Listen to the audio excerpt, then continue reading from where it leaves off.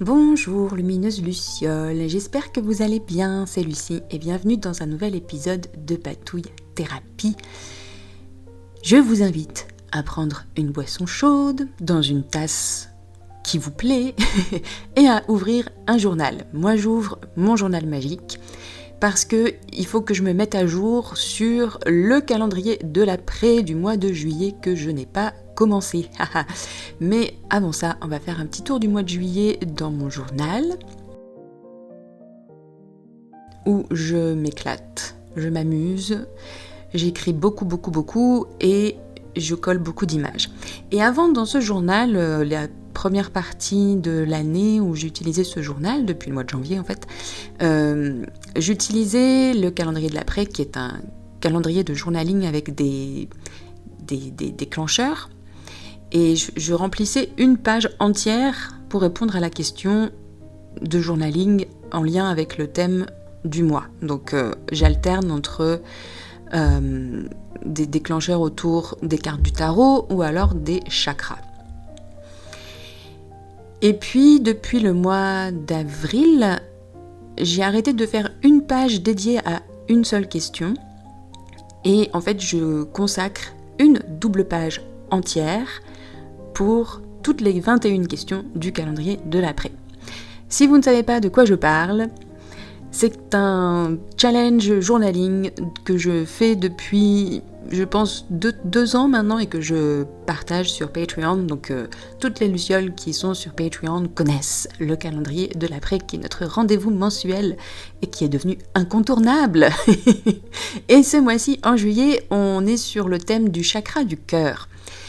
Et c'est bien intéressant, ce chakra. Enfin, de toute façon, tout est intéressant, et notamment, il y a eu un des chakras, notamment le chakra sacré, qui a été pas simple, parce qu'on était beaucoup sur le corps et tout ça, et c'était intéressant, c'est confrontant des fois. Et puis avec les cartes du tarot, moi j'aime bien, et celles que j'avais fait... vraiment que les arcanes majeures, donc on n'a pas fini, hein, mais il y avait le magicien, l'étoile, la grande prêtresse, plein de choses. Et c'est toujours très intéressant, je trouve, d'avoir des questions de journaling pour réfléchir à des sujets qui ne nous viendraient pas forcément à l'esprit. Et puis ça permet aussi de remplir son journal quand on ne sait pas quoi écrire dedans.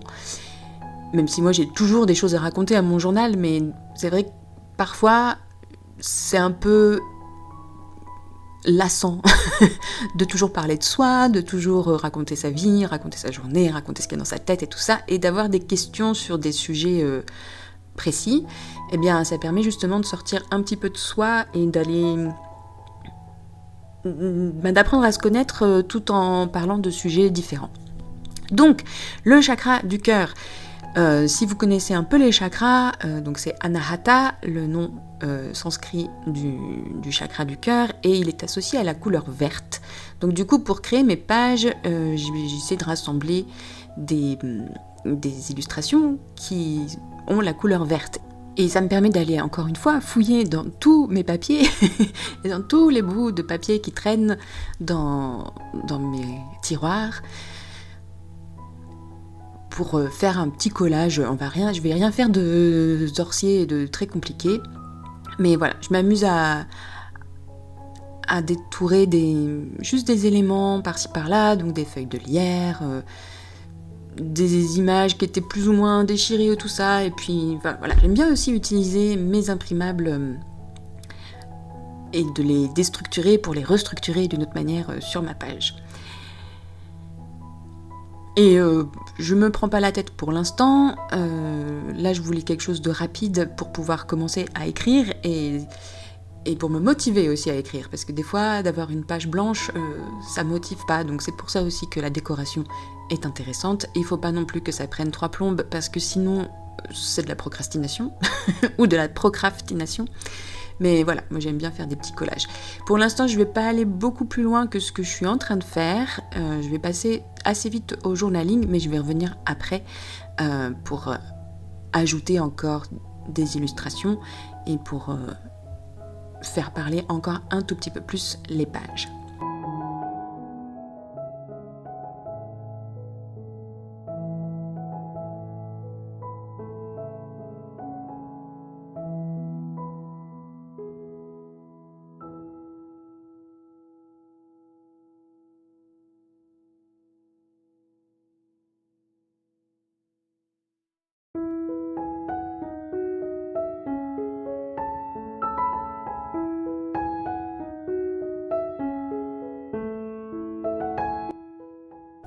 Ah oui, et j'ai rajouté aussi une page au milieu, d'une part parce que j'aimais bien cet imprimable et je l'ai simplement attaché avec du washi tape sur une feuille à petits carreaux, parce que avec toutes les décorations que j'ai mises, les 21 questions, je n'étais pas sûre qu'elles passent sur simplement 2 pages. Donc voilà, c'est pratique de rajouter des pages comme ça.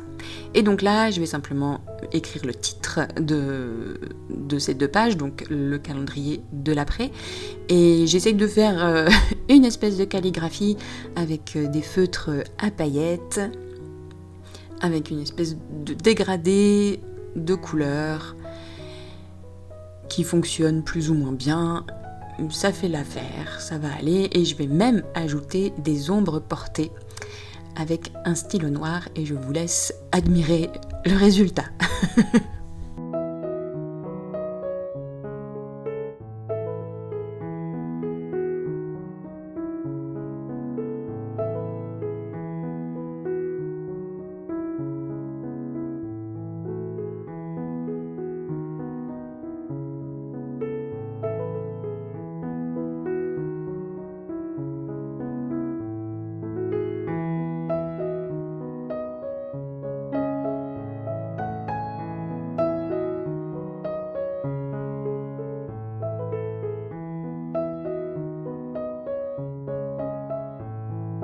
Et voilà, et je trouve que ces petites ombres font leur effet, parce que je trouvais que mes lettres n'étaient pas hyper bien, hyper bien dessinées ou définies, et du coup d'avoir ajouté les petites ombres, ça fait son petit effet, et je suis pas mécontente de moi. Donc voilà, je vais essayer de recadrer assez vite le journal, mais d'abord j'écris donc le titre et surtout le thème de ce calendrier de l'après, la date, enfin le mois, donc juillet 2026, Anahata, le chakra du cœur. Et là, pour ma mise en page, ce que j'aime bien pour mes doubles pages de calendrier de l'après, c'est faire des mises en page en colonnes, et donc de diviser la page en 2. Et c'est pas forcément des colonnes égales, mais j'aime bien vraiment cette mise en page en colonnes. Ça permet d'avoir du texte qui est bien structuré, et voilà, j'aime beaucoup cet effet. Je ne sais pas pourquoi, mais j'aime bien. Et puis j'aime bien ajouter des petites étoiles sur les traits de mes colonnes, et voilà. Je pense que j'ai été très très influencée et très inspirée par le compte Instagram et la chaîne YouTube de Bronte Plans, qui fait un peu ce genre de mise en page, et je trouvais ça super joli. Je sais pas, j'arrive pas à m'expliquer comment de l'écriture peut être aussi esthétique, mais voilà. Et donc voilà, c'est parti pour le journaling. Donc je vais peut-être vous lire quelques réponses aux questions, juste pour que vous ayez une idée de ce que j'écris, pour vous décomplexer, je l'espère, parce que vous allez voir que c'est pas une dissertation de philosophie, mais ça fait, je pense, autant travailler les méninges, et c'est plus constructif qu'une dissertation de philosophie, je trouve. Donc la première question du jour 1, donc du 1er juillet, que signifie l'amour inconditionnel pour moi ? Eh bien pour moi, l'amour inconditionnel, c'est être capable de garder son cœur ouvert en toutes circonstances, même quand il y a de la colère, de l'incompréhension, de la déception. Pour moi, ce n'est pas de l'amour romantique, mais bien de l'amour pour le vivant, pour l'humanité, malgré toutes ses imperfections, de l'amour pour la vie, malgré tous ses aléas. Et c'était important pour moi d'avoir une définition de l'amour avec un grand A, c'est-à-dire bien généraliste, parce que si on s'attache, pour moi, que à l'amour romantique, pour moi ça ne fonctionne pas. L'amour inconditionnel dans un couple, c'est pas... Oui, mais... Enfin, je sais pas. Des fois, je me dis, est-ce que l'amour inconditionnel pour une personne, ça veut dire qu'on est capable de tout accepter ? Eh bien, je ne suis pas d'accord avec ça. Donc, pour moi, l'amour inconditionnel, c'est forcément un amour avec un grand A et pas un amour romantique. Ensuite, deuxième question. Comment puis-je me montrer à moi de l'amour inconditionnel et dans ma vie quotidienne ? Et donc, j'ai écrit « En étant indulgente avec moi-même, tout en ne me laissant pas tomber entre guillemets. J'ai l'impression qu'on confond souvent indulgence avec négligence. L'indulgence, c'est reconnaître ses imperfections, ses défauts, ses mauvaises habitudes, les voir, les accepter. L'indulgence, c'est s'accepter tel que nous sommes avec lucidité et douceur. Et la négligence, pour moi, ce serait s'oublier complètement et ne pas faire attention à sa santé. Donc ça, pour moi, l'indulgence, ça veut dire aussi que oui, j'ai des mauvaises habitudes, je le reconnais et j'essaye, je fais de mon mieux pour que ces mauvaises habitudes ne me définissent pas et ne prennent pas trop de place dans ma vie. Voilà. Je vous avais dit que c'était décomplexant parce que c'est pas des grandes réponses, on pourrait complètement développer, analyser, mais c'est pas le but en fait. Ce que je voulais, c'était des fois, c'est juste écrire vite, et c'est des fois dans le fait d'écrire vite et de répondre vite à plein de questions que on va faire émerger des choses intéressantes, des choses auxquelles on n'aurait pas pensé. C'est la spontanéité là-dedans, je trouve que c'est très important, et de pas trop se faire des nœuds au cerveau. Et donc c'est pour ça que avoir un espace réduit pour chaque question, pour moi ça fonctionne mieux que d'avoir une page entière où vraiment il y a eu un moment où j'avais l'impression de faire un devoir de philo. Et soyons réalistes, à la fin d'une journée, quand on est fatigué, ou même le matin quand on est fatigué aussi, c'est bien, mais c'est comme si ça rajoutait une charge mentale en plus, comme si ça rajoutait une corvée en plus, et c'est pas le but de ça. C'est pas le but. Le but, c'est quand même de s'amuser aussi, et surtout. Et voilà. Et moi, là, je le fais... je vais en faire 10 là avec vous à la vidéo, mais je le fais quand j'ai envie, c'est-à-dire que je m'oblige pas à faire ça tous les jours, même si c'est un calendrier de l'après et que c'est l'idée d'aller ouvrir une case tous les jours. Des fois, moi, je vais juste dans mon calendrier de l'après, j'ouvre la case, je lis la question, et puis j'y réfléchis vaguement. J'écris pas forcément, ça flotte, ça ouvre juste une perspective, et puis quand je me sens prête ou quand j'ai l'énergie, je me mets dans mon journal. Et des fois, je réponds pas à toutes les questions. Des fois, il y en a qui m'intéressent pas, en fait, même si c'est moi qui les pose. Je me rends compte après coup, finalement, non. Il y en a qui sont un peu trop confrontantes, et puis voilà. Donc là, j'en fais plein pour le but de la vidéo, et puis aussi pour me dire qu'il faut que je le fasse. C'est un peu comme Lilou Massé avec son défi des 100 jours, où je me souviens qu'elle avait dit qu'il y avait un des défis des 100 jours qu'elle n'avait pas réussi à faire, et voilà.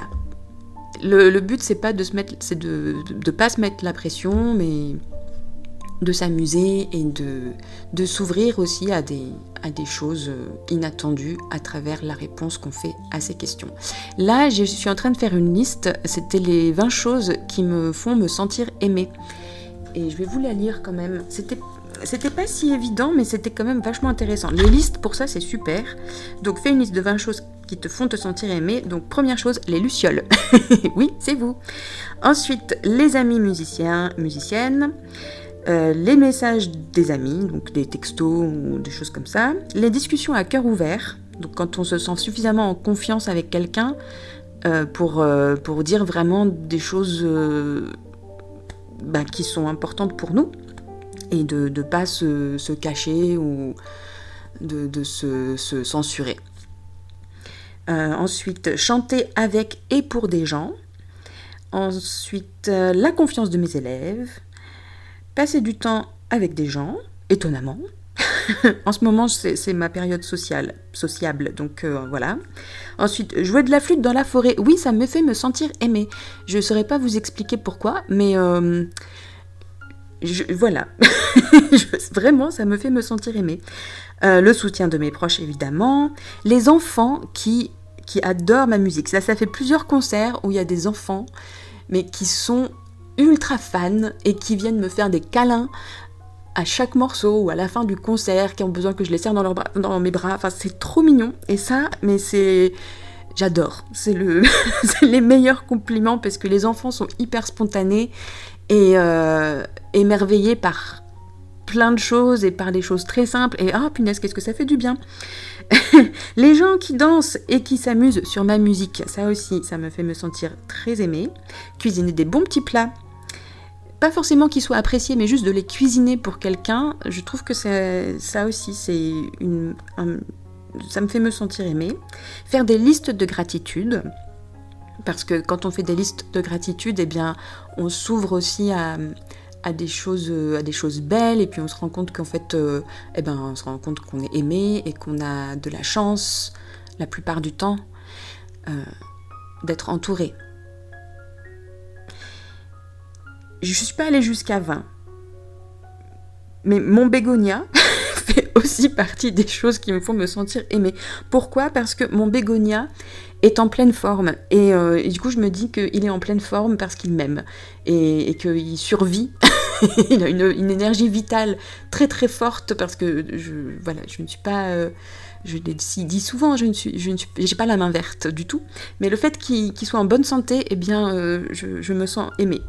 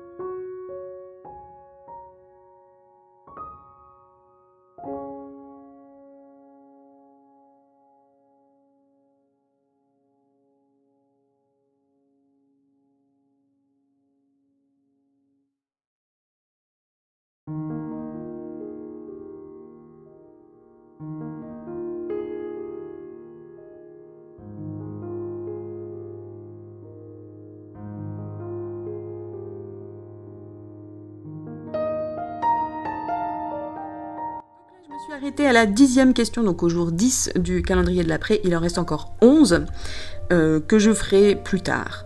Et donc là, pour terminer, j'avais trouvé une jolie citation d'un maître, d'un gourou indien qui s'appelle Nisargadatta Maharaj. Et donc qui a dit « La sagesse, c'est savoir que je ne suis rien.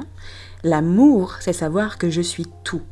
Et c'est entre les deux que ma vie évolue. » Et je trouve ça très vrai et très beau et ça me parle vraiment beaucoup. Donc voilà, je l'ai écrite sur un fond noir avec de la calligraphie, plus ou moins. J'ai juste, en fait, mis en relief les mots importants, donc sagesse, amour, rien, tout, et vie évolue. Voilà. Et du coup, ça permet de mettre juste les idées principales en relief. Voilà.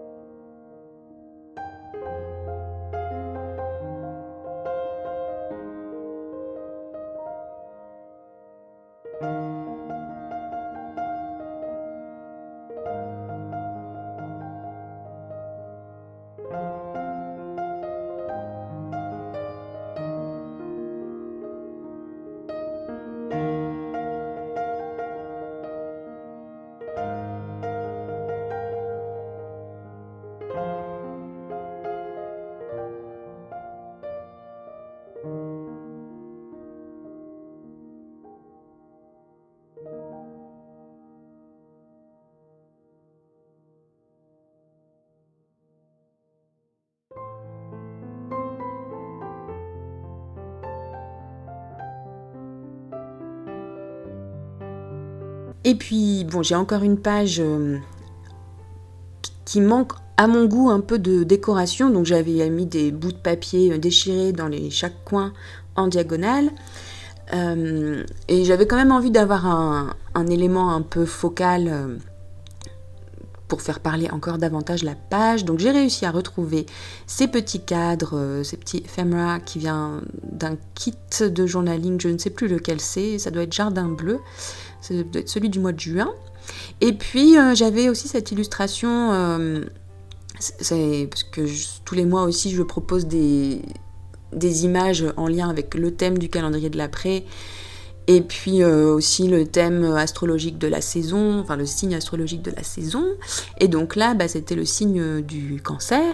Et je trouvais que cette image était très jolie de cette jeune fille qui regarde une coquille, je crois, une perle dans sa coquille. Et voilà, je me disais juste un joli papillon et puis un visage humain sur une page. Je trouve que ça marchait plutôt bien et que ça illustrait aussi l'énergie du chakra du cœur. Et puis pour faire aussi un lien avec les pages précédentes, je voulais ajouter cette petite feuille de lierre. Et puis je trouvais que ça manquait encore de fleurs, donc j'ai réussi à trouver un papier qui vient de Journal Say cette fois, avec une jolie rose ivoire que je vais donc découper et qui me permettra d'habiller le bas de la page.